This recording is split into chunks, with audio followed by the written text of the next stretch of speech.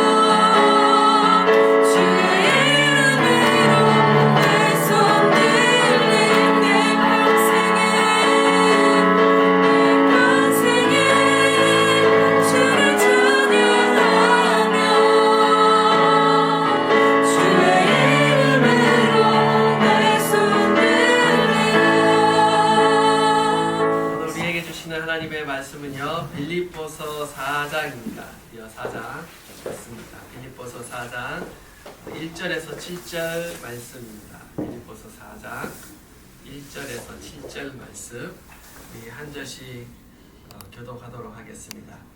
그러므로 나의 사랑하고 사모하는 형제들, 나의 기쁨이여 면류관인 사랑하는 자들아, 이와 같이 주 안에 서라. 내가 유오디아를 권하고 순교를 권하노니 주 안에서 같은 마음을 품으라. 또 참으로 나와 멍에를 같이 한 내게 구하노니 복음에 나와 함께 힘쓰던 저 여인들을 돕고 또한 글레멘드와 그 외에 나의 동역자들을 도우라. 그 이름들이 생명책에 있느니라. 주 안에서 항상 기뻐하라. 내가 다시 말하노니 기뻐하라. 너희 관용을 모든 사람에게 알게 하라. 주께서 가까우시니라. 아무것도 염려하지 말고 다만 모든 일을 기도와 간구로 너희 구할 것을 감사함으로 하나님께 아뢰라. 함께 읽겠습니다. 그리하면 모든 지각에 뛰어난 하나님의 평강이 그리스도 예수 안에서 너희 마음과 생각을 지키시니라. 아멘. 예, 우리 한 번 더 인사할 때는요, 여러분의 마음에 하나님의 평강이 있기를 바랍니다 라고 한번 인사하겠습니다. 마음의 평강이 있기를 바랍니다. 네, 평강이 있기를 바랍니다, 여러분.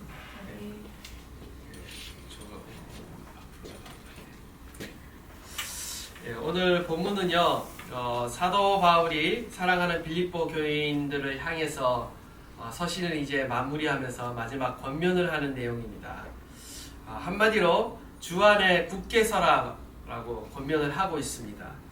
주 안에 굳게 선다라는 것은요, 원어적으로 보면 마치 병사가 초소를 떠나지 않고 굳건하게 서서 지키는 것처럼 그렇게 굳건하게 서라고 이렇게 권면을 하고 있습니다. 사도 바울은 마지막 그 믿음의 경주를 다 마친 후에 주님 앞에서 받을 그 하늘의 상급인 면류관을 받는 그날이 오기까지 우리 빌립보 교인들이 굳게 주님 안에 서 있기를, 복음 안에 굳건하게 서 있기를 간절히 바라고 있는 것입니다. 그렇다면 그들은 어떻게 굳건히 설 수 있는가? 오늘 본문 말씀을 통해서 세 가지 교훈을 나누고자 합니다. 원하기는 저와 여러분들이요, 주님이 오시는 그날까지 굳건하게 서 있는 그런 믿음과 신앙 안에 점점 주님을 닮아가고 또 자라갈 수 있기를 간절히 바랍니다. 첫 번째 교훈입니다. 우리 2절과 3절인데요. 다 함께 다시 한번 읽도록 하겠습니다. 시작! 내가 유오디아를 권하고 순두개를 권하노니 주 안에서 같은 마음을 품으라. 또 참으로 나와 멍에를 같이 한 내게 구하노니 복음에 나와 함께 힘쓰던 저 여인들을 돕고 또한 글레멘드와 그 외에 나의 동역자들을 도우라. 그 이름들이 생명책에 있느니라. 빌립보 교회는요, 어떻게 시작되었습니까? 바로 자색 옷감 장사인 루디아를 통해서, 여성 루디아를 통해서 그의 집을 예배처로 제공함으로 인해서 바로 빌립보 교회가 탄생했습니다.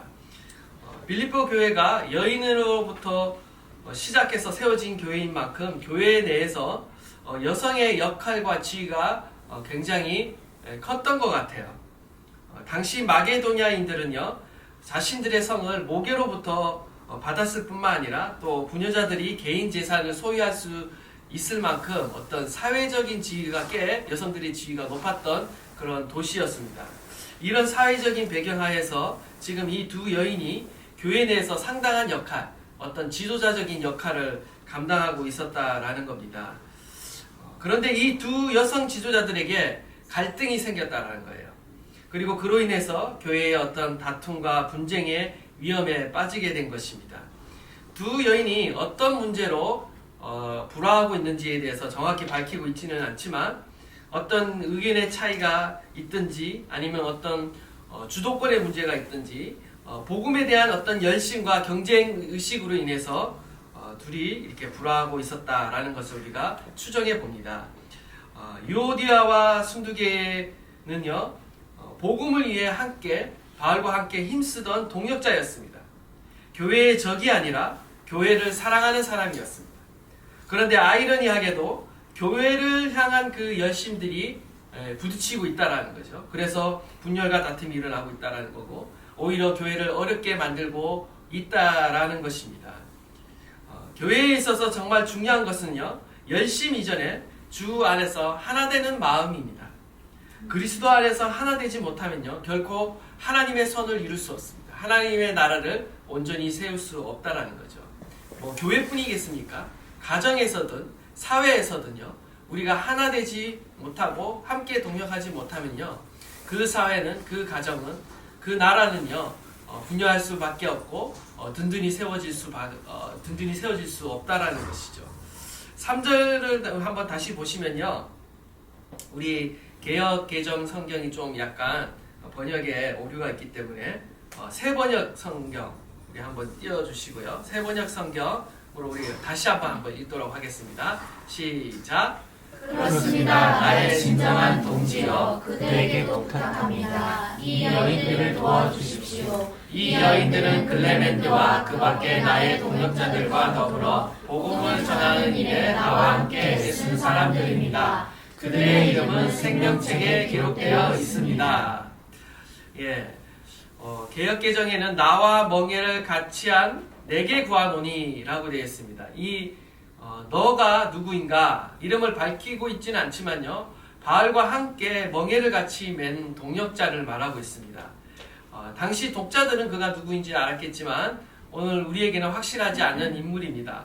혹자는 이 빌립보 교회 성도 전체를 가리키는 말이다 라고 말하기까지 하는데요, 어쨌든 지금 바울은 빌립보 교회 성도들을 향해 교회의 일꾼인 이 유오디아와 순두개를 도와서 협력하라, 동력하라 라고 이렇게 권면하고 있다라는 것입니다.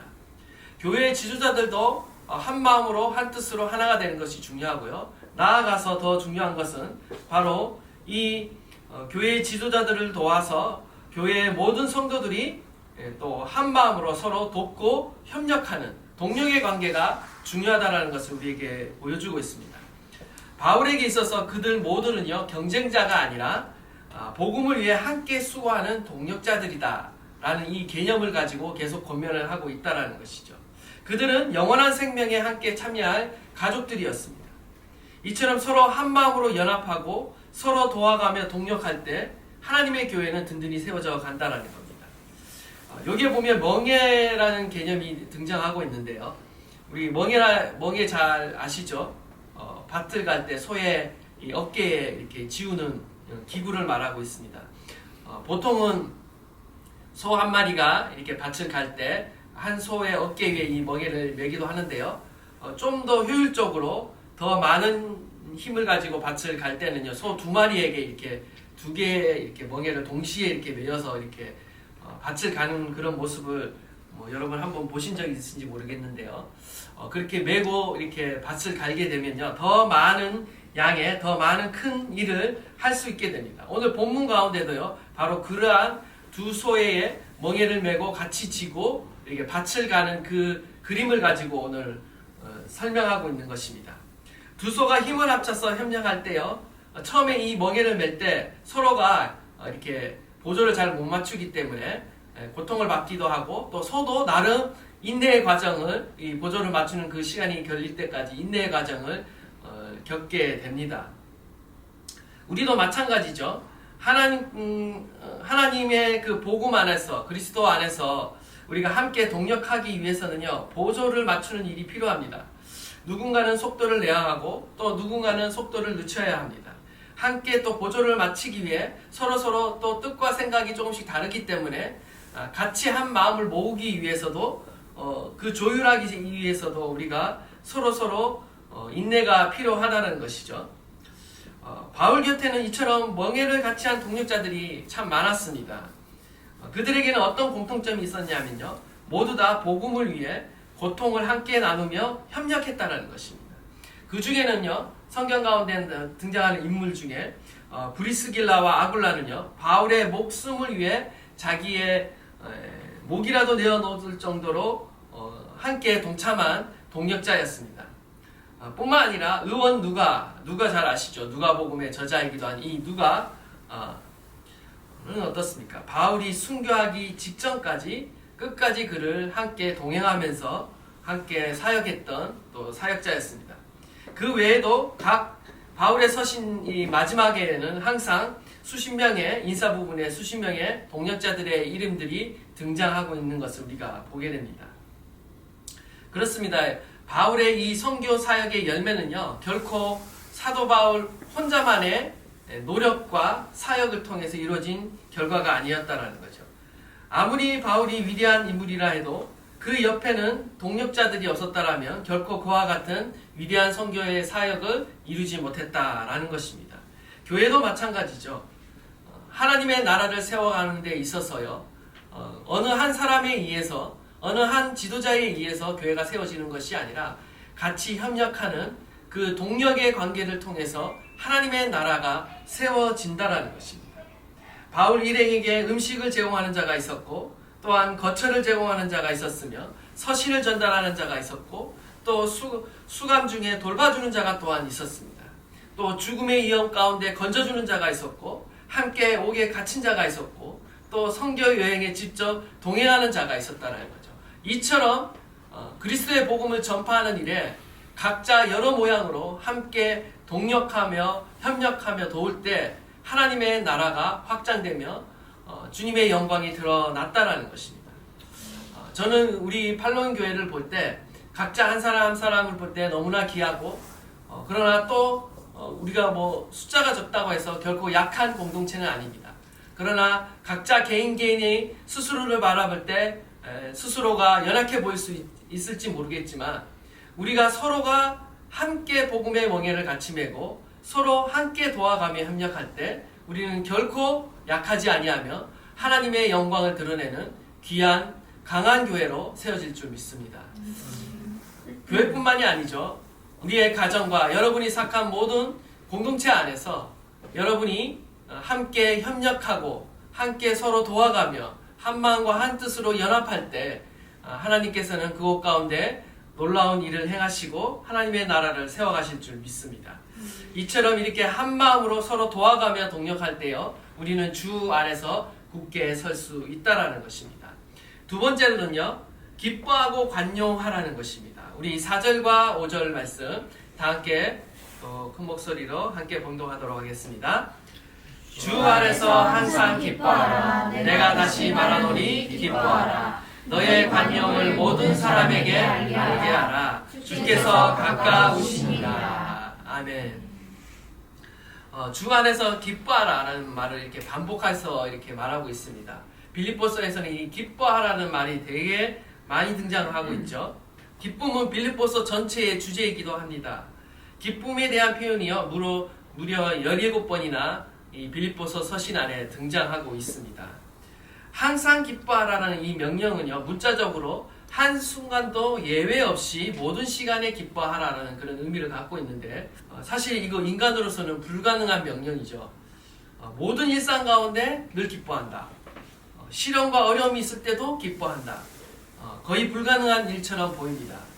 우리의 인생은요, 사실 기쁜 일보다 슬프고 고달픈 일들이 더 많이 있습니다. 때로는 우리의 과거의 아픈 상처로 인해 우리의 인생이 짓눌리기도 하고, 또 실패를 경험하고, 또 인간관계의 어려움을 경험하고, 또 직장과 사회생활의 고단함으로 인해서 우리는 기뻐하는 일보다 사실 우울하고 힘든 일이 더 많은 게 현실 세계의 일이라는 것이죠. 그럼에도 불구하고 이 사도 바울은 항상 기뻐하는 그 비결을요, 그리스도 안에서, 복음 안에서 발견했고요, 나아가 빌립보 교회 성도들을 향해 항상 기뻐하라라고 이렇게 권면하고 명령하고 있다는 것입니다. 항상 기뻐하는 일은요, 오직 주 안에서만 가능합니다.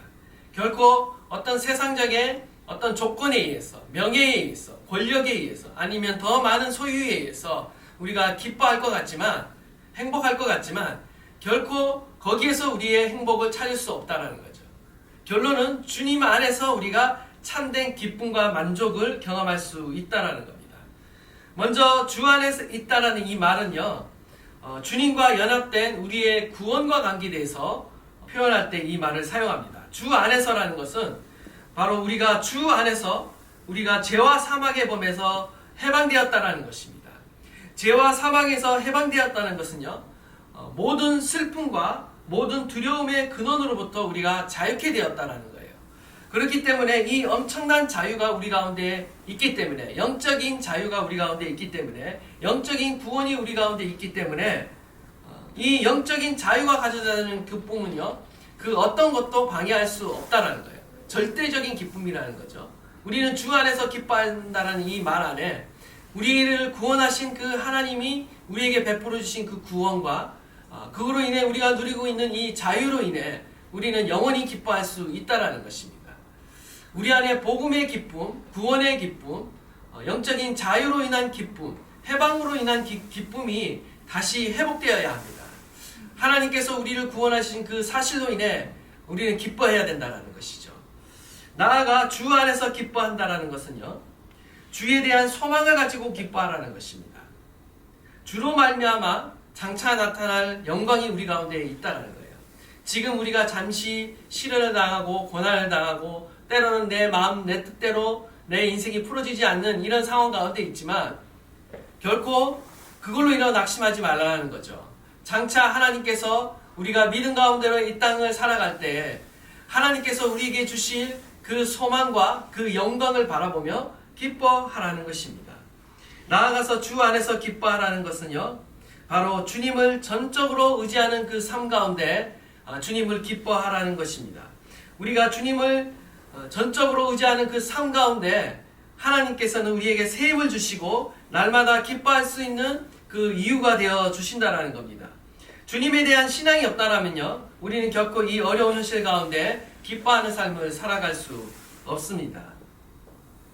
모든 순간순간마다 항상 기뻐하라는 것은요, 성도를 향하신 하나님의 뜻입니다. 믿는 자에게 있어서 기쁨은 하나님의 명령이자 하나님의 약속이라는 사실을 우리가 기억해야 됩니다.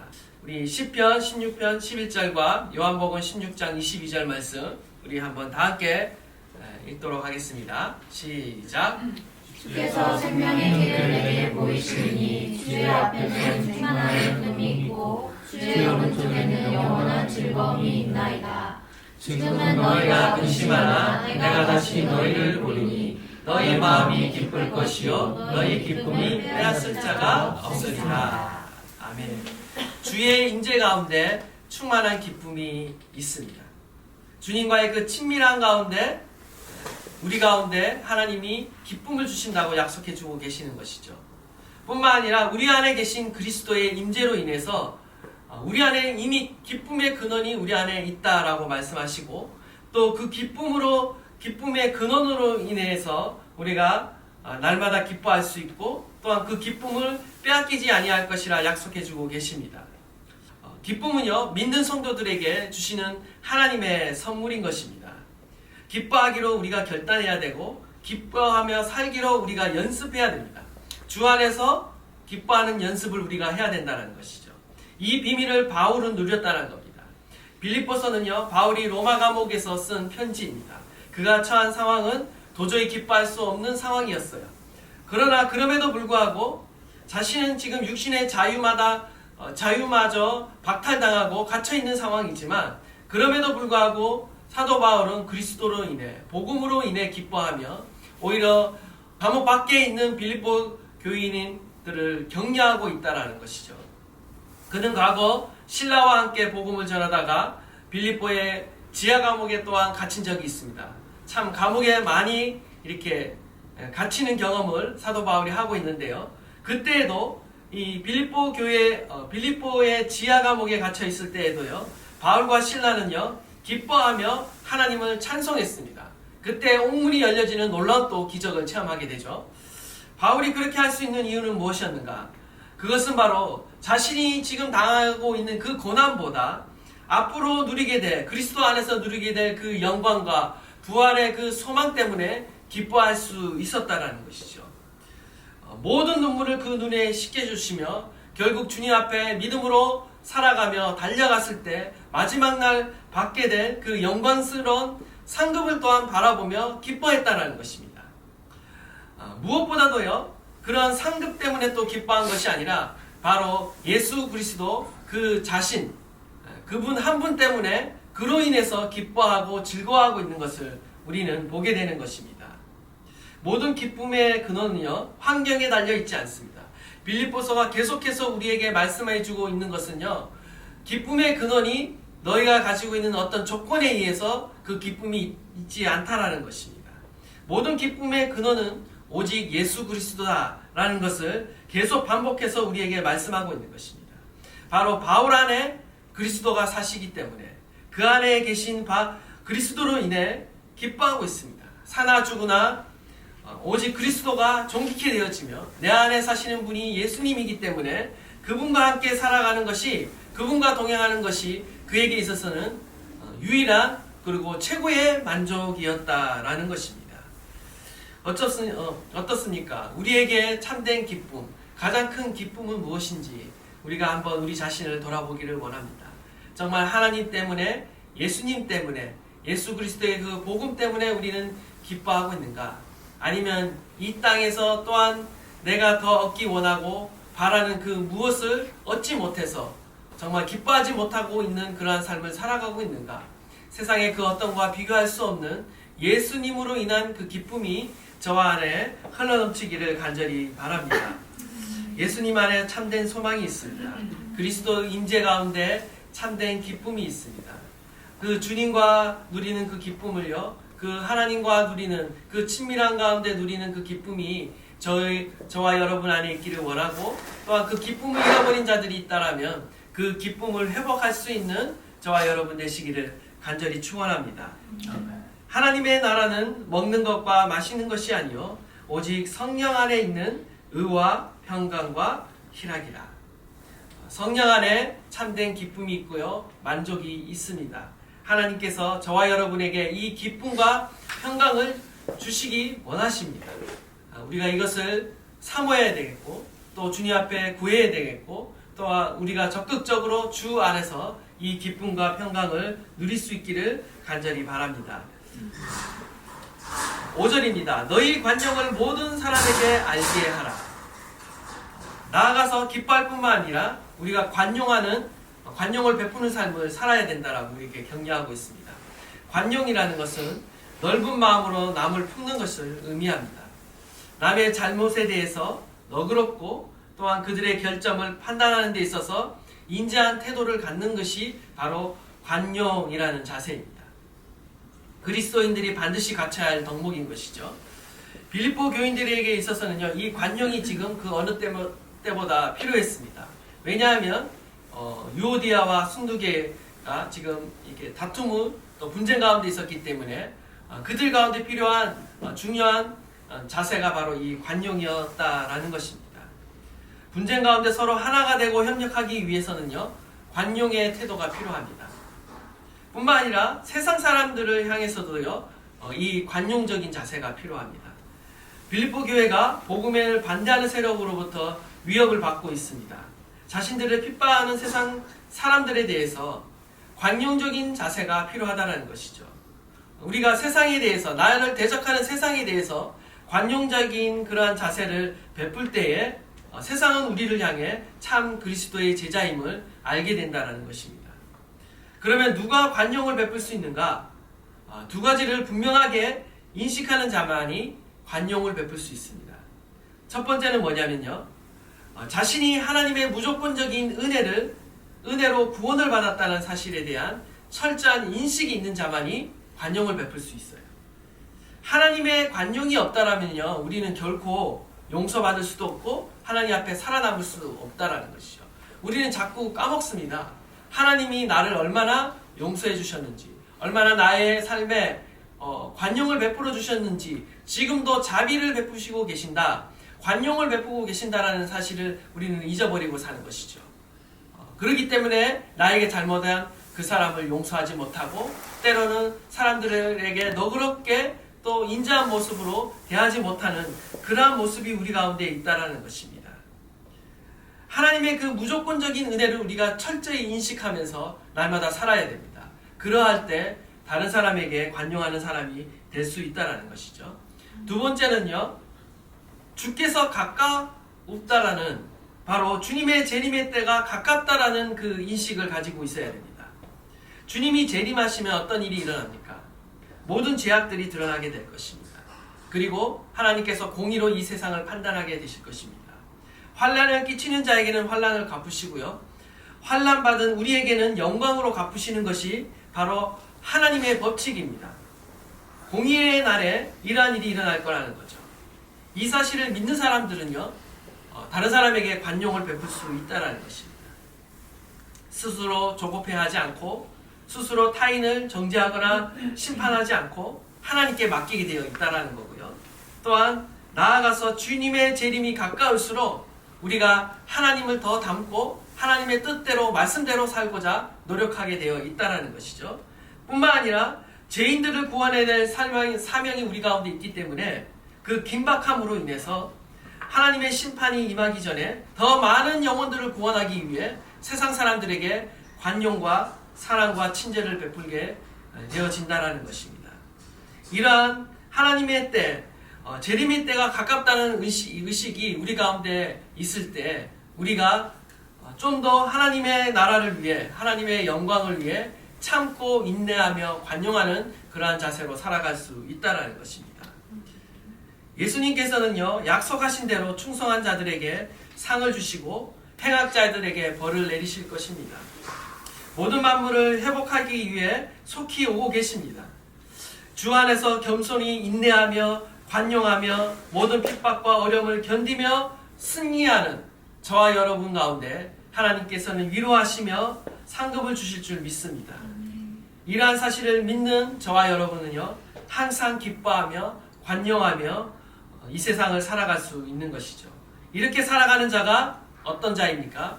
바로 주 안에서 굳게 서게 될 거라고 오늘 약속하고 있는 것입니다. 마지막으로 세 번째는요, 걱정하지 말고 기도하라는 겁니다. 걱정하지 말고 기도하라. 우리 6절과 7절 말씀입니다. 우리 다 함께 봉독하도록 하겠습니다. 시작. 아무것도 염려하지 말고 다만 모든 일에 기도와 간구로 너희 구할 것을 감사함으로 하나님께 아뢰라. 그리하면 모든 지각에 뛰어난 하나님의 평강이 그리스도 예수 안에서 너희 마음과 생각을 지키시리라. 아멘. 아무것도 염려하지 마라. 이 염려란 말은, 걱정이란 말은요, 헬라어의 메린나라는 단어를 사용하고 있습니다. 마음이 어수선해지다, 마음이 나누어지다라는 뜻의 메리조라는 단어에서 이렇게 나왔는데요, 유래했는데, 이 염려라는 것은 결국 마음이 나누어지는 것을 말합니다. 염려라는 것은 하나님만을 바라보지 못하고 하나님만을 오직 전념하지 못하고 둘 이상의 어떤 관심사로 인해 그 마음이 나누어진 것을 바로 염려라고 할 수 있겠습니다. 캐나다 출신의 작가인 어니 젤린스키가 모르고 사는 즐거움이란 책에서 이런 말을 했습니다. 우리가 염려하는 40%는 절대 현실에 일어나지 않는 일에 대한 것이고 30%는 이미 일어난 일에 대한 것이다. 그리고 22%는 사소한 고민에 대한 것이고 4%는 우리의 힘으로 어쩔 도리가 없는 일에 대한 것이다 라고 이렇게 통계 조사의 자료에 의해서 한 것 같은데 이렇게 이야기했습니다. 이처럼 우리가 염려하는 대부분의 문제는요, 사실 우리 자신이 통제할 수 없는 일입니다. 우리가 걱정한다고 해서 그 문제가 해결되지 않는다라는 거죠. 그리고 대부분의 걱정하고 염려하는 것은요, 아직 일어나지 않는 먼 미래에 대한 것을 우리 마음으로 스스로 지고 우리 스스로를 괴롭히는 일이라는 거죠. 염려한다고 해서 우리의 미래가 하나도 달라지지 않습니다. 염려한다고 해서 우리의 키가 한 자라도 더 커지지 않는다라는 거죠. 사람들은 흔히 목숨을 위하여 무엇을 먹을까, 무엇을 마실까, 무엇을 입을까, 우리가 염려하며 걱정하며 살아가는 것이 이 세상이라는 것이죠. 그리고 이방인들의 삶이라는 것입니다. 그러나 산상수훈에서 예수님께서는 어떻게 말씀하고 있습니까? 이 걱정과 염려에 대해서 어떠한 처방을 내리고 계십니까? 그것은 바로 들의 백합화를 입히시고 공중의 새를 먹이시는 그 하나님의 능력을 바라보는 겁니다. 하나님의 능력을 바라볼 때 우리가 이 걱정과 근심으로부터 해방될 수 있다는 겁니다. 나아가 먼저 하나님의 나라와 의를 구하라는 것입니다. 그러할 때 우리가 걱정에서부터 해방된다는 거예요. 이것이 바로 하나님의 나라의 법칙이라는 겁니다. 우리가 하나님의 나라의 법칙에서 하나님의 능력을 우리가 믿지 않는다면, 바라보지 않는다면 우리가 이 세상을 살아갈 방법이 없는 것이죠. 어느새 우리는 이 세상이 주는 그 큰 위협 앞에 압도되고 말 것입니다. 걱정과 염려 앞에 압도되고 말 거라는 거죠. 오스왈드 챔버스는 이렇게 말했습니다. 염려하는 것은 하나님의 돌보심에 대한 신뢰의 결핍을 드러내는 것이며 그분에 대한 일종의 무의식적인 모욕이다 라고까지 이야기를 했습니다. 하나님의 돌보심에 대한 신뢰의 부족, 그것이 결국 더욱 우리 안에 걱정과 근심을 낳는다는 것입니다. 저와 여러분은 어떻습니까? 아무것도 염려하지 않고 살아가고 계십니까? 아니면 모든 일에 염려하며 걱정하며 살아가고 계십니까? 우리가 하나님을 신뢰하고 믿는다면, 하나님의 능력을 신뢰하고 믿는다면요, 우리의 걱정과 근심이 주된 우리의 마음의 자세가 아니라 오히려 그 모든 것을 주님께 맡겨드리고 먼저 하나님의 나라와 영광을 위해 달려갈 수 있게 될 것입니다.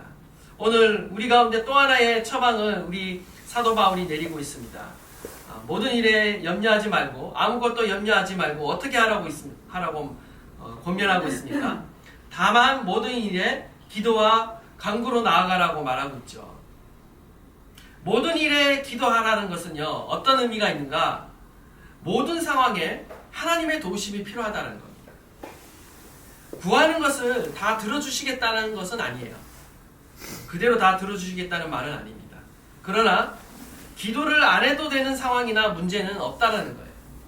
우리는 우리의 모든 상황, 모든 문제에 기도가 필요합니다.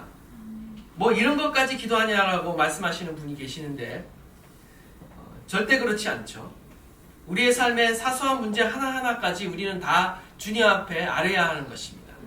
주님의 도우심이 필요 없는 상황이란 없습니다. 모든 일에, 모든 상황에 하나님의 도우심이 필요합니다. 또한 모든 일에 기도하라는 것은요, 하나님의 능력을 제한하지 말라는 것입니다.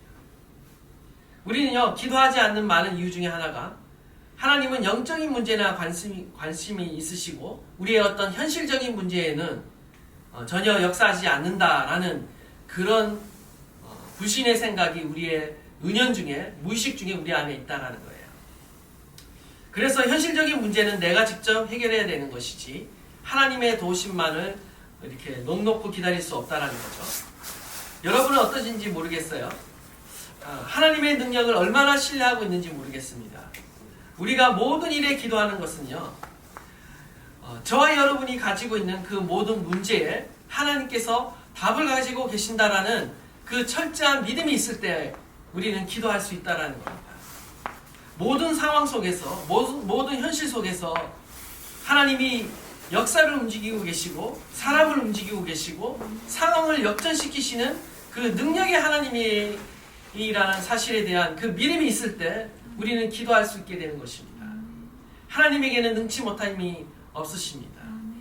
시련이 다가오고 걱정이 몰려올 때 우리가 다른 무엇보다도 기도를 앞세운다면 모든 것을 주관하시고 나의 길을 예비하시는, 더 좋은 길을 예비하시는 하나님께서 우리의 길을 지도하시고 예배하실 줄 믿습니다. 이러한 하나님을 믿음으로 우리가 날마다 간구하고 기도할 수 있기를 간절히 바랍니다.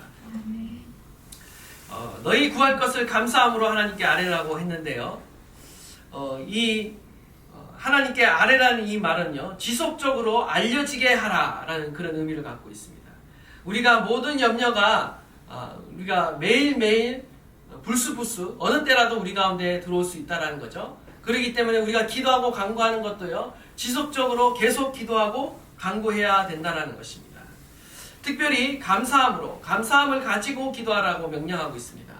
어떻게 아직 아무것도 응답되지 않는데 먼저 감사함으로 기도할 수 있나? 감사함으로 기도한다는 것은요, 바로 기도하는 대상, 하나님에 대한 믿음과 신뢰가 있을 때에만 우리가 감사할 수 있어요. 무슨 말이냐? 먼저 감사함으로 기도한다는 것은요, 우리가 어떤 마음으로 기도하고 있냐면 바로 하나님이 살아계신다는 것과 그분을 찾는 자에게 반드시 응답하신다. 반드시 보상해 주신다라는 그 믿음이 있기 때문에 우리는 아직 응답되지 않아도 이미 응답을 믿고 하나님께 감사하는 것이죠. 이 믿음이 있는 자만이 감사함으로 하나님께 나갈 수 있는 것입니다. 물론 응답이라는 것이 때로는 내가 기대하는 때와 또 내가 기대하는 방법과 결과로 나타나지는 않을 때가 있습니다. 하지만 하나님은 하나님의 방법과 하나님의 때와 하나님의 의도하시는 그 결과대로 우리 가운데 응답하실 것입니다. 근데 그 응답은 최선의 응답이라는 거죠. 우리가 생각하는 최선인과 하나님이 생각하시는 최선이 다를 수 있습니다. 중요한 것은 하나님이 우리에게 주시는 그 응답이 내 인생의 최선이다라는 그 확신을 가지고 우리가 하나님께 감사해야 한다는 겁니다. 그리하면 어떻게 됩니까? 7절에 그리하면 모든 지각에 뛰어난 하나님의 평강이 그리스도 예수 안에서 우리의 마음과 생각을 지키신다는 것입니다. 하나님의 평강이 우리의 마음과 생각을 지켜주신다라는 이 표현이 굉장히 의미 있습니다. 여기서 지킨다라고 되어 있죠. 이게 헬라어로 보면요, 망을 보다, 감시하다, 지키다 이런 의미를 가지고 있는데요. 군사 용어입니다. 빌립보서 안에서는요, 굉장히 군사 용어가 많이 등장하고 있습니다. 빌립보 도시가 바로 로마의 퇴역 군인들이 거주하고 있으며 로마 시민권 특권을 누리면서 세운 그 도시였기 때문에요. 이 빌립보 성도들을 향해 쓴 이 편지 가운데 군사 용어들이 굉장히 많이 등장하고 있어요. 이 지키다라는 말도요, 군사 용어입니다. 마치 이런 것이죠. 하나님께 감사함으로 기도하고 간구하는 자를 하나님이 어떻게 지키시냐면 마치 군대의 수비대가 어떤 성을 방비하는 것처럼 모든 지각을 초월하는 그 하나님의 평강이요, 우리의 마음과 생각을요 방비하는 거예요. 수비대처럼 지킨다는 거예요. 무엇으로부터 지켜주시니까? 바로 모든 걱정과 두려움과 염려의 공격으로부터 우리의 마음과 생각을 지켜주신다라는 것입니다. 이것이 바로 응답인 것이죠. 하나님의 응답이 오기 전까지 먼저 하나님께서는 우리의 생각과 마음을 먼저 지켜주신다, 평화를 누리게 하신다라고 말씀하고 있는 것입니다. 바울은 이미 그의 인생을 통해서 이 하나님의 초월적인 이 평강을 많이 누렸습니다.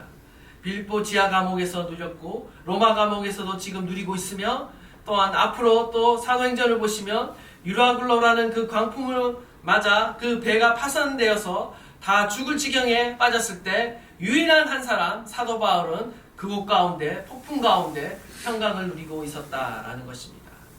하나님은요, 저와 여러분을 향해 이 기쁨과 평강을 주기를 원하십니다. 우리의 인생에 아무리 큰 풍랑을 만난다 할지라도 하나님을 신뢰하며 감사함으로 기도하는 자들의 그 마음과 생각을 하나님께서 지키시는 줄 믿습니다. 이런 모든 지각을 초월하는 이 기쁨과 평강이 저와 여러분 가운데 흘러넘치기를 간절히 축원합니다.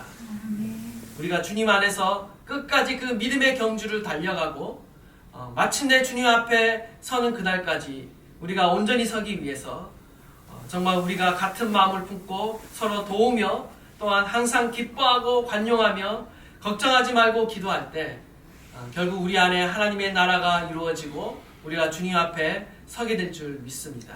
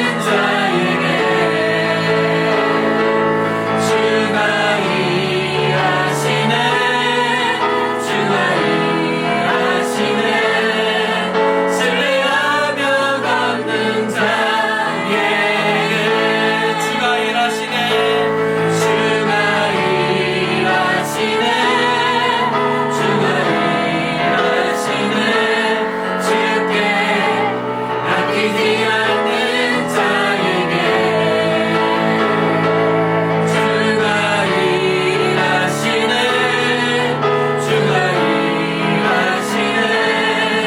지루하며 걷는 자에게 우리 안에 기쁨이 넘치게 하여 주십시오. 주 안에 있는 그 기쁨이 넘치게 하여 주십시오. 주님이 주실 수 있는, 주님만이 주실 수 있는 그 초자연적인 기쁨과 평강이 우리를 사로잡게 하여 주시고, 예수님 때문에 정말 예수님이 주시는 그 상급과 영원한 나라와 주님이 주시는 그 구원과 그 영광을 위해 달려가는 저희들을 향해 예비된 그 하늘의 상급을 바라볼 때, 그리고 오늘도 우리와 함께 하시고 우리 안에 계신 그 예수 그리스도로 인한 그 친밀함으로 인한 날마다 기쁨이 넘쳐나게 하여 주시고 평강이 넘쳐나게 하여 주십시오. 무엇보다도 하나님, 우리가 주님의 그 성품을 닮아서 서로 사랑하며 관용하며 또한 하나가 되는 그 놀라운 하나님의 역사가 우리 안에, 또한 우리의 가정 안에, 하나님 우리의 이 사회 안에 주님 일어나게 하여 주십시오.